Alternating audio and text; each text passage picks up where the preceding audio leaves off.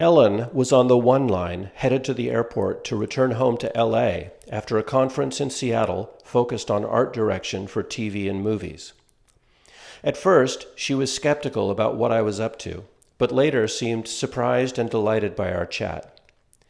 The thing fresh in her mind was something discussed at the conference: how to reconcile the newer world of digital sets and decoration with the world of the traditional art department. My name is Nick, and this is Conversations on the Coast. Hi. Would you be interested in doing an interview today while we ride the train? About what? About critical thinking and the way you support your beliefs. For what Basically, purpose? your epistemology. So I do a podcast. It's called Conversations on the Coast. Okay. And I have conversations with people about something they believe. And then we talk about what the justifications are for your belief and whether you whether you use good methods to figure out what's true. And I do that by asking, gentle and respectful questions. Okay. I don't really question the belief. I really just kind of look at what the methods are that you use. Okay, but with one caveat. Yeah, you bet. That I can stop the conversation at any time. Absolutely. You can stop the conversation at any time, and if you're uncomfortable, you can tell me, don't use this, and I'll delete it. Okay. I'm happy to do that. Sure. Cool. So my name is Nick. Hi, Nick. I'm Ellen. Ellen, good to meet you. And what brings you down to the train today? I'm going to the airport. It looks like that. I noticed a suitcase, and I thought maybe you were going. Are you going someplace fun? I'm going home. You're going home? Yes. Nice. Where do you live normally? Los Angeles. In L.A. Excellent. What part of L.A.? I grew up in Brentwood. On the east side. On the east side. Nice. Cool. Yeah, I have some friends who live out that way. I have a friend who lives out in Koreatown, and then I'm out of touch with my friends who lived in West Hollywood, but Oh, that's not the east which side. is not the east side, which is not the east side. But from growing up on the west side and going to school in Santa Monica, everything east of the U sounds like the east side for me. So I think I'm east of downtown. I think I'm biased in that way. East. Yeah. Excellent. That sounds like I've heard that's a really cool part of the city. It's really nice. It's genteel. There's lots of old craftsman houses. It's really Awesome. quite nice. Nice. Excellent. So, and I work at Expedia, which is up in Inner Bay. And so this is something like a hobby I took up. And part of what it helps me do is kill time on my commute home because I live down in the Rainier Valley. So Understandable. this is something that people usually do. They'll set up chairs and sometimes film for YouTube, and they'll do it like at a college or something. Seattle has changed. I'm like one of the first people who is doing this kind of like man on the street style. Okay, So, yeah. sure. Anyway, so I'd be interested in hearing about something that you believe that you think other people should also believe. And I'm kind of putting a moratorium on something I hear in Seattle a lot, which is we should be nice to other people, right? Because that kind of seems like something that's kind of obvious. That's low-hanging fruit. Yeah, it does seem like low-hanging fruit. And I think sometimes people tell me that because they're worried about exposing some of their deeper beliefs. But other than that, anything that you want to talk about is absolutely fine. Well, I was here for a conference. Excellent. And so my overarching theme for that conference is a very specific technical thing that I don't know that you will find terribly interesting. No, that's fine. What is it? But the train is coming. Sorry, very loud. It can get a little loud. I'm getting on this train too, by the way. Yeah, I'll get on it too. I go down to the Othello stop, so I'll be getting off before you do. It's 3 stops before the airport. Perfect. Cool. I do like this train because when I was in school in Seattle, the train was not here, and this would have been delightful. No, it's really nice now. So what was your conference? It's called Unreal Fest. Ooh, okay. And they are the Epic Games is the maker of Fortnite and Unreal Engine and so forth. So they're a big fest. Nice. We might even be able to get seats. Sitting is good. What is it, like an hour to the airport or so? What's that? It's about an hour to the airport, right? I don't think it takes that long. 45 minutes or something It like takes. that. Does it take that long? It took that long to get up here. The stops between Othello, where I get off, and the airport is. Those seem nice and short. Maybe that's 15. No, those are actually longer stops between stations. Oh. It takes about 20 minutes to get here to Othello. Anyway, Okay. So what do you believe that's related to your conference? I believe so. There's been this rise of a thing called virtual production. Okay. That started with The Mandalorian and the popular methodologies. The use of the LED wall as scenery. Oh, okay. And so As the rise of virtual production means there's a rise of a new class of employee or artist involved with a television show or or a film, the virtual art department. Okay. And as a person who works in the regular art department and watching this technology grow and working on learning this new technology and how it works into our workflow, I would like to kill off the term virtual art department. Interesting. Because I don't believe that that's what they're really doing. So many of these vendors will come to you and say, I can do all the things for you. Like, but I don't want you to do all the things. I do the things. Yeah. I want you to build things for me. Okay. So I would like to abolish virtual art department in favor of virtual construction department instead. Interesting. Okay. So why is this important to you? Well, multifold. One, intellectually, it doesn't make sense to me because that's what they're doing. When calling themselves the virtual art department points to a disconnect in what they understand an art department to do. Okay. Which is understandable. Yeah. A lot of people are coming from visual effects or gaming, or they really don't understand what the production side of Hollywood is doing. Okay. But on the flip side, as a union member in Hollywood, it is a direct union violation of what we're doing. So there is that issue as well.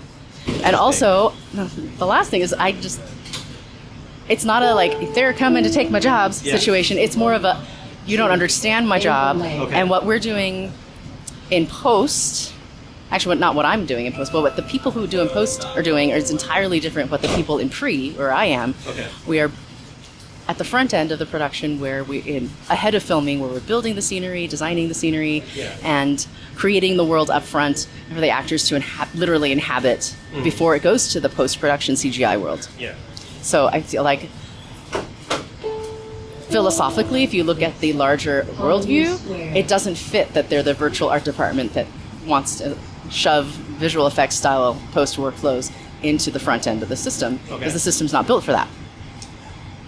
How much have you investigated that world to kind of really get inside their heads and kind of understand how they're thinking about it? Quite a bit. Several years ago, Epic Games did a thing called the Unreal Fellowship for Virtual Production, which everyone got very excited about, and I was really fortunate to get in on one of those classes. And finished the entire thing, got to see inside and out what their philosophy for teaching us this software was and what they thought we would be using it for, but also interacting with 100 other people who were also learning the software coming from entirely different sides of the production. And I saw that everyone had this disconnect about how the part I work in works. Just like I don't quite understand. So since then, I've been diving deep with those VFX partners and post partners and the Epic teams here to understand how they work and how we work and try to find a way that we can actually work together even better. Gotcha.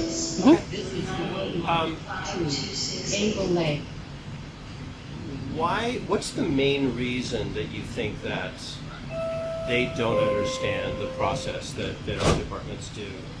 I think it's just a matter of a new thing. Okay. Like they're deeply buried in Hollywood. They've come from that visual effects workflow, but that is by definition how things that have been done in Hollywood, completely disconnected from the people at the front end. Because the art department works until the camera stops working, and then we're gone. But the post department takes over for years after, sometimes on a really big show. So they don't even see any of what we're doing. They're not on set. They're not building with us. They're not interacting with the actors. And that's not a ding. That's just how the system is set up. And it's unfortunate they don't get to see the entire process and understand all the creative decisions at the front that led to the filmed product that we hand to them to finish processing. Yeah. So it's interesting because you're making me want to kind of turn this process around. Because normally I'd be asking you, like, how do you know? How do you determine that? How do you think they determine? Chinatown. Doors to my right. Why do you think that they believe that it's right for them to call themselves a virtual art department? I think it comes from a good place. That they think they every time I've interacted with a VFX team, they've always wanted to be part of that front end discussion. And we find that it is other people besides either of our teams that tend to keep us apart. And in a good situation, we do get to talk to each other much more regularly, but they are actually literally brought on at different times in the process, so we may not overlap. So I think from their perspective, it's aspirational, just like it's our perspective to be aspirational and say, we want to be designing explosions and cool visual effects. So they think I believe from their perspective that it's almost an honorific, that they're saying we can do the amazing work that you guys do. Okay. But they don't understand the subtext of, wait, that is literally what we do. Sure. And we have some union rules about it, because there's also the situation where visual effects is not unionized for the large part. And we are, and the Hollywood union system is incredibly entrenched and very old and kind of archaic and full of knobby, weird corners and alleys. Yeah. So I think it's just it comes from a good place, but also from a place where neither side is fully educated about the other side. Okay. How important is the union aspect to you in your thinking there? Regarding the original question, or just in general? Just in the original question, like how important is it to you? What part does it play in your thinking that this is against the union rules? It's not just my thing. It's literally written as such. That what the union defines the rules in Hollywood very specifically and clearly. Yeah. As new technologies develop, those old rules cannot evenly be applied. So that's problematic.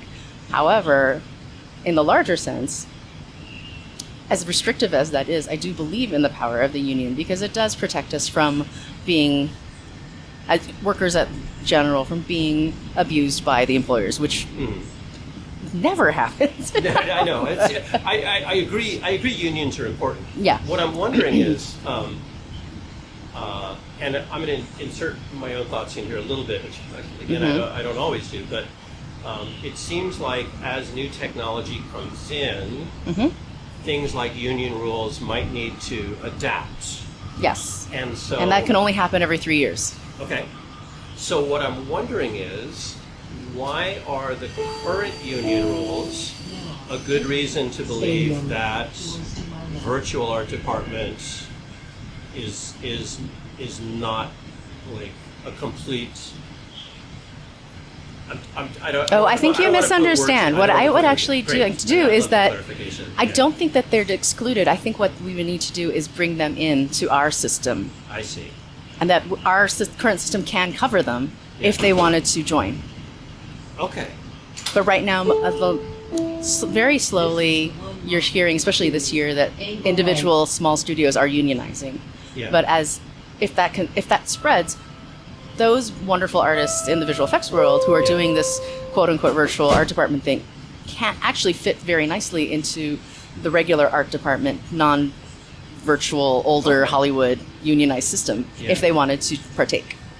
Okay, so you see them as a legitimate part of the process. Absolutely. But they have a particular role to play in the existing. And I think it's the naming specifically that I object to. Yeah. Because I feel like they should just be part of the art department, not a separate virtual art department. Okay. Do you believe that they feel like they should be considered co-equal with the art department?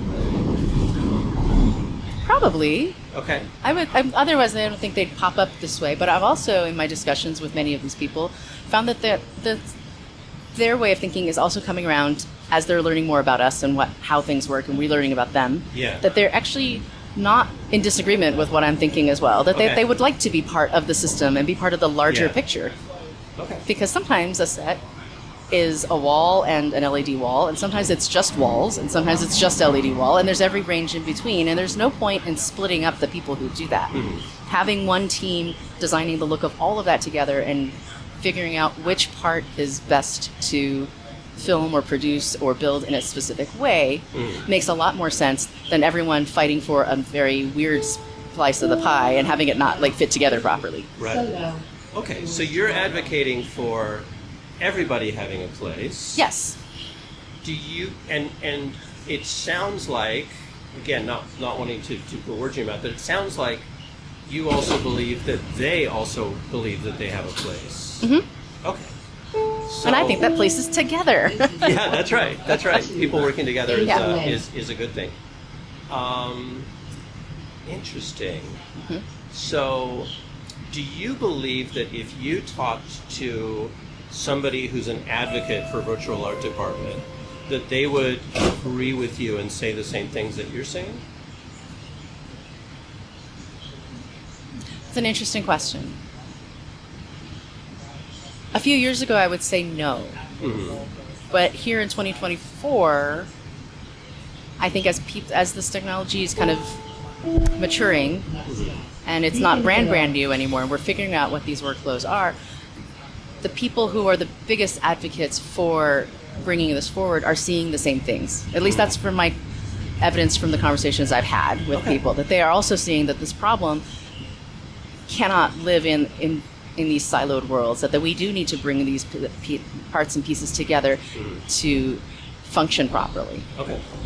And are venues like this conference, how important is that in terms of shaping so important. your thinking? Absolutely, so important, because they do a wonderful job of bringing together people from all aspects of the gaming, the virtual, the media and entertainment, automotive, like all these environments we're all struggling with similar issues, and finding that the tools are helping us build solutions in new ways, and having so many people in one spot is really unusual that understand this exact technology. So nice. It is absolutely crucial that we talk to each other face to face and not just live in a Zoom box. So how confident are you that the right contacts were at this conference to help move this conversation forward? 1,000%. Excellent. And why is it important to have the right people in the conversation? Well, that's a silly question. It's always important to have the right people in the conversation. Otherwise, nothing gets done. So why? Why is that important? Because if you expect change to happen, you have to be part of that change. You can't just sit there and hope it happens to you. Okay. If you,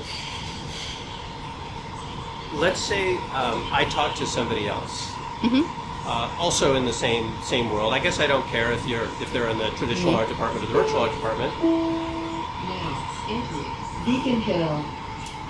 I'm not sure I can put together the right hypothetical here. Let me try this out. Okay. And see if this works. Okay. This is sort of a different sort of conversation that I usually have. So I would imagine. I'm kind of exploring a little bit.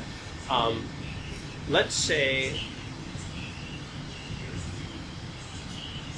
I don't want to say something that's putting different words in your mouth, but what I'm imagining is two different worlds. One where you basically get consensus across all members of both the traditional and virtual arts department, and the other where you have certain experts in the room, and the experts make a decision basically on behalf of the entire world. It's almost entirely the second situation. It's very hard to get everyone to agree on everything.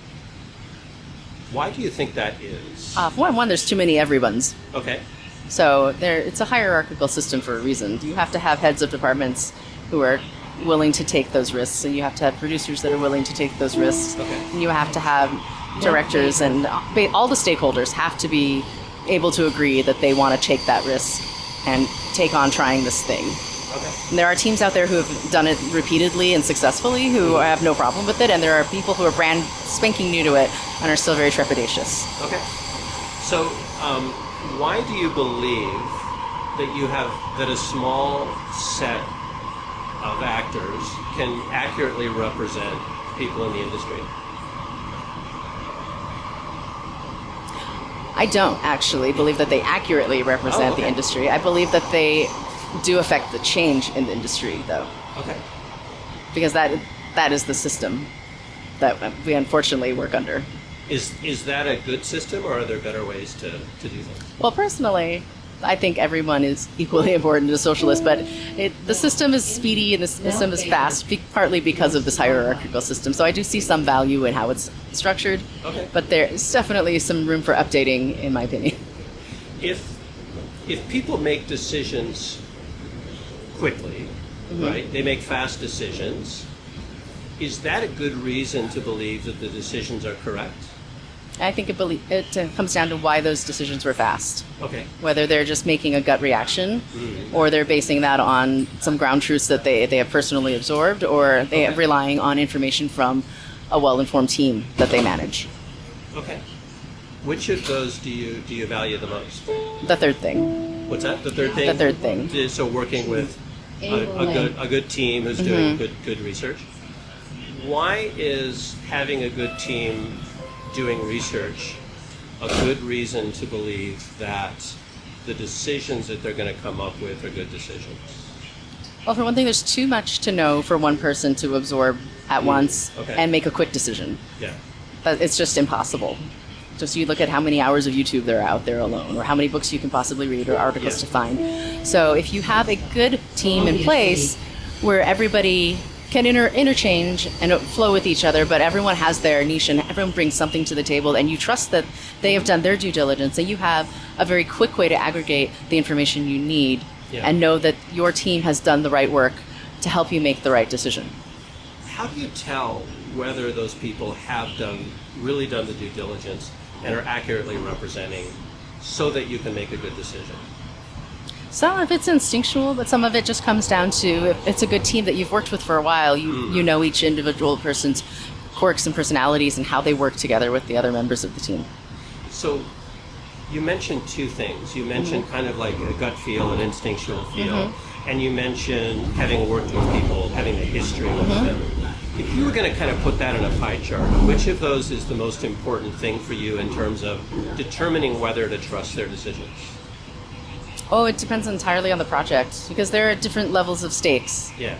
And there are different levels of team member. And in different teams, you'll have people who have been around longer than others, who are fresh, who are very young and excitable and crazy talented, but don't have the experience level to make certain levels of decisions with confidence, whereas other people might have been around for a long time but are entrenched in their ideas at the same time. Yeah. So if you're the person at the top of that little triangle trying to look at all of those things, but it comes down to the amount of time you have, the project you're working on, and knowing which things to value at any given time. So the pie chart is flexible.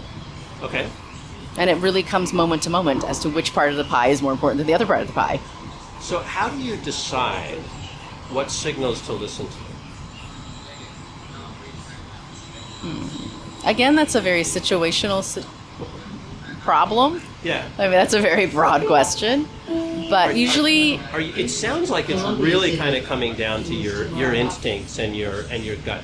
Well, it's a combination of my instincts and my own experiences as a more experienced member of the team. Yeah. Knowing certain pitfalls we've already gone through before have not worked or have worked. Okay. And knowing other things outside the team that are influencing the decisions that the team has to make. Yeah. Because it is a hierarchical system, so it's like a little hourglass of information, and I'm the nexus in the middle. Okay. Why is your experience a good reason to believe that you're making good decisions about the input that you're getting? Well, the silly thing is it's worked so far. Okay. That's great. So past performance informs future performance. I would not have come forward as a normal person saying, yes, believe in me because I think I'm right. But it has been several years of doing this kind of thing, and it turns out I'm pretty good at it. If there was a situation in which that method was giving you the wrong signals, would you want to know? Yes. And how would you figure that out? Well, generally you can tell by morale, by the way the information is continuing or not continuing to flow. Yeah. And sometimes someone will just flat out tell you. They'll tell you that they're not confident in their... Yeah, that was a terrible decision for whatever reason. Oh, interesting. Mm-hmm. Okay.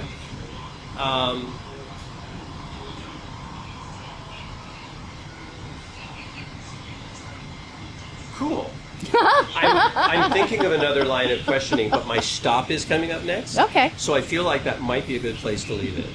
That was a fun conversation. Thank you. Yeah, most people tend to enjoy these conversations because they get asked the type of questions that they don't normally get asked about things that they don't normally get asked questions about. Right. So that's why it seems to work well.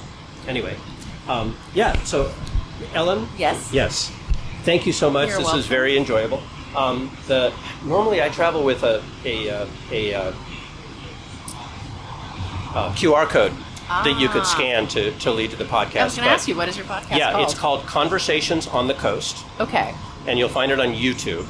Okay. So it's part of a YouTube channel called Sound Epistemology. Okay. And if you found it and you reached out... But it's audio only on YouTube. It's audio only on YouTube. Yeah, so it's an audio podcast. YouTube happens to be the platform. Okay. Conversations on the Coast. Conversations on the Coast. Okay. Yeah. So if you think to look it up, okay. This will probably appear, but probably not till next year because we're That's scheduled out through fine. December at this point. So. All right. All right. Thanks a lot. Have a good time. Thanks. You too.